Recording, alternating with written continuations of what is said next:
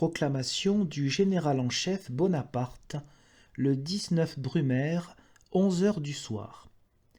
À mon retour à Paris, j'ai trouvé la division dans toutes les autorités, et l'accord établi sur cette seule vérité, que la Constitution était à moitié détruite et ne pouvait sauver la liberté. Tous les partis sont venus à moi, m'ont confié leurs desseins, dévoilé leurs secrets, et m'ont demandé mon appui. J'ai refusé d'être l'homme d'un parti. Le Conseil des Anciens m'a appelé, j'ai répondu à son appel. Un plan de restauration générale avait été concerté par des hommes en qui la nation est accoutumée à voir des défenseurs de la liberté, de l'égalité, de la propriété. Ce plan demandait un examen calme, libre, exempt de toute influence et de toute crainte.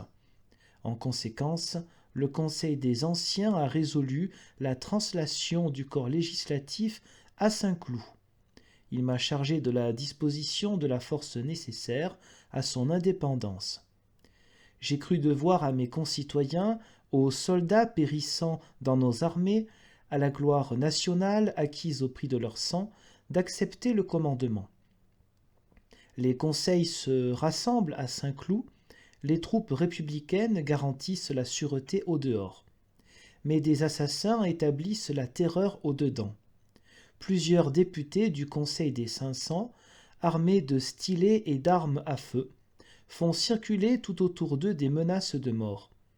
Les plans qui devaient être développés sont resserrés, la majorité désorganisée, les orateurs les plus intrépides déconcertés, et l'inutilité de toute proposition sage évidente.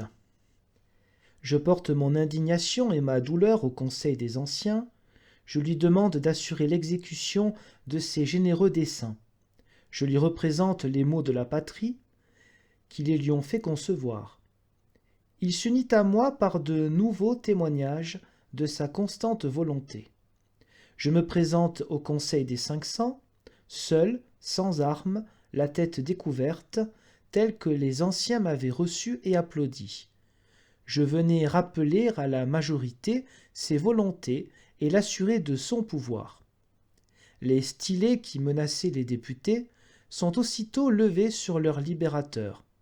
20 assassins se précipitent sur moi et cherchent ma poitrine.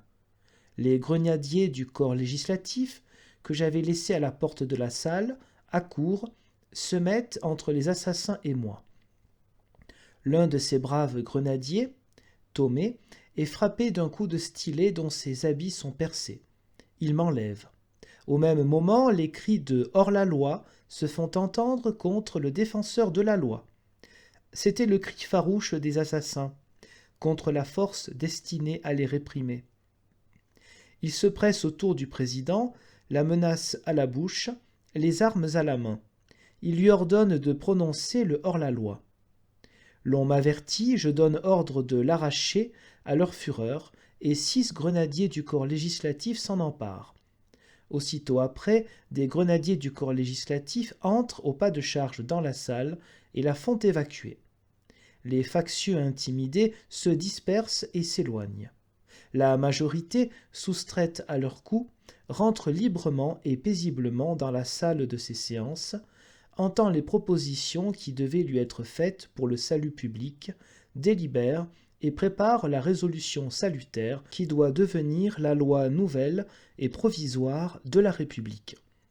Français, vous reconnaîtrez sans doute à cette conduite le zèle d'un soldat de la liberté, d'un citoyen dévoué à la République.